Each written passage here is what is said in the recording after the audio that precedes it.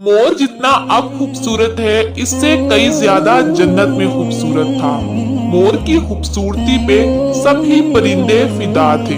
मोर से ऐसी कौन सी खता हो गई थी जिससे अल्लाह तबारक व तआला ने मोर को जन्नत से निकाल दिया। अल्लाह तबारक व तआला ने जब हजरत आदम अलैहिस्सलाम और अम्मा हवा को बनाया, उसके बाद उनको जन्नत में भेज दिया। वो दोनों जन्नत में बहुत ही पुरसकून रहते थे, बहुत ही लजीजा मेवे फल खाते थे। शैतान जन्नत से निकाला जा चुका था।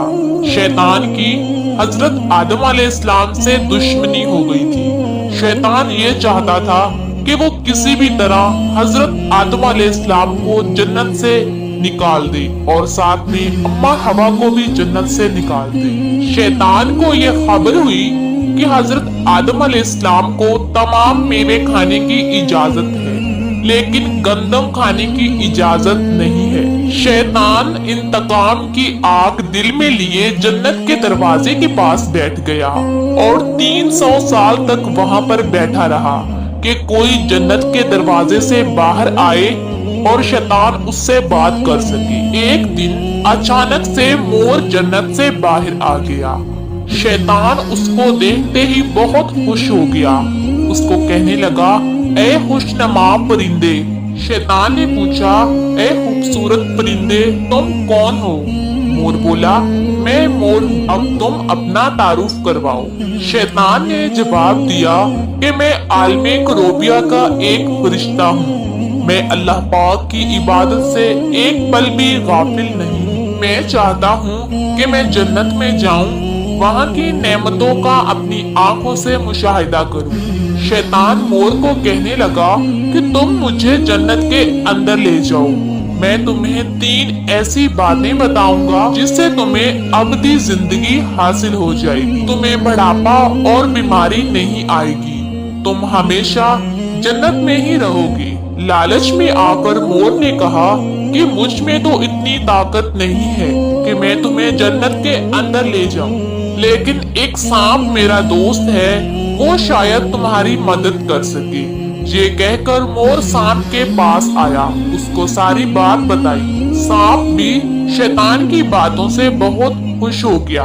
शैतान को अपने मुंह में छुपा के जन्नत में दाखिल हो गया और शैतान अपनी चाल में कामयाब हो गया। जन्नत के तमाम निगहबानों को ये मालूम था कि शैतान ये चाल चल रहा है और जन्नत में दाखिल हो चुका है। फरिश्ते शैतान को जन्नत से निकालने लगे, तभी अल्लाह पाक का हुक्म हुआ कि इसको अभी तक जन्नत में ही रहने दिया जाए। वो फरिश्ते अल्लाह तबारक व तआला के हुक्म से रुक गए। शायद ये हजरत आदम अलैहिस्सलाम का इम्तिहान था। शैतान हजरत आदम अलैहिस्सलाम के पास और अम्मा हवा के पास जाकर अपनी मोहब्बत का इजहार करने लगा। वो दोनों ही शैतान को पहचान ना सके, क्योंकि माजी के मुकाबले में शैतान की शक्ल तब्दील हो चुकी थी। शैतान कहने लगा कि मैं चाहता हूँ कि आप दोनों हमेशा जन्नत में इसी तरह जिंदगी गुजारें, हमेशा खुश रहें। हजरत आदम अलैहिस्सलाम उसकी बात बहुत गौर से सुनने लगे। शैतान ने कहा, अगर आप मेरी बात मान जाएं तो आपको जन्नत की और भी तमाम सहूलतें मिलेंगी। हजरत आदम अलैहिस्सलाम शैतान के बहकावे में आकर कहने लगे कि ये किस तरह मुमकिन है।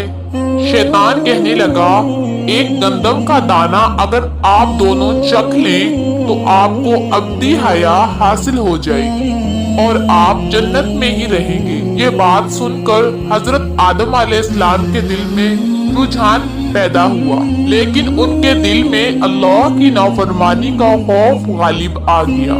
जबकि अम्मा हवा शैतान की बातों में आ गई, उन दोनों ने उस गंदम के दाने को चख लिया। ये कहानी तो बहुत तवील है, लेकिन मुख्तसर सी बात होगी। अल्लाह तबारक व तआला ने फरिश्तों को ये हुक्म दिया कि हजरत आदम अलैहिस्सलाम को श्रीलंका के करीब नीचे जमीन पे भेज दिया जाए और अम्मा हवा को जिद्दा की सरजमीन पर जा उतारा।